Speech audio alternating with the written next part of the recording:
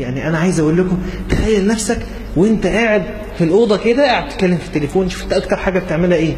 تتكلم في التليفون، قاعد على الفيس، قاعد بتبص على حاجة، بتشوف حاجة، بتتفرج على حاجة في الشارع، في الشغل، بتتكلم في الفلوس. مرة واحدة كده وأنت قاعد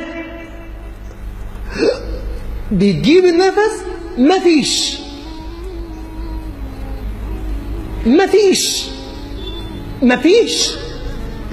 الرئة مش هتشتغل، مفيش.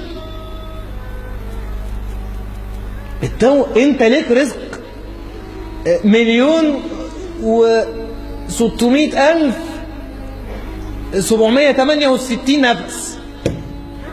هو 1,600,768 ده كان فين؟ كان اللي فات ده. فجاي بقى تاخد 69. مفيش، رزقك في النفس خلص. طب ده انا كنت فاتح صفحة فيس، كنت فاتح صفحة على موقع، اقفلها واموت.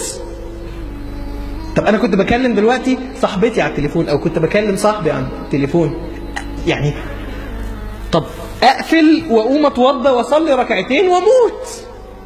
طب بلاش اقفل واستغفر واموت. بلاش، هو لما حدش هيرد عليه هيقفل لوحده، استغفر. مفيش.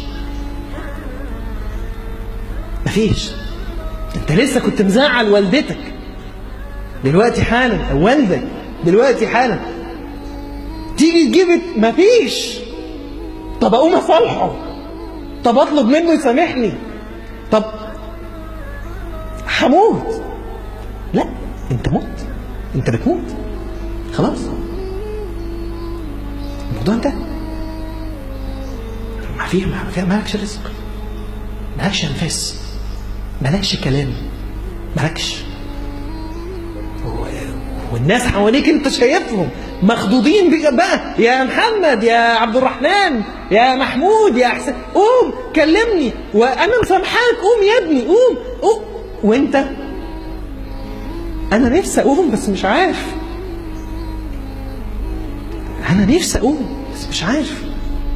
مشكلة هذه اللحظة انها تبدأ بالشؤم او بالبشرى من اول لحظة وانت قاعد كده. اما ان تجد ملائكة بيض الوجوه مرة واحدة، مد البصر، ثم تسمع اخرجي ايتها الروح الطيبة.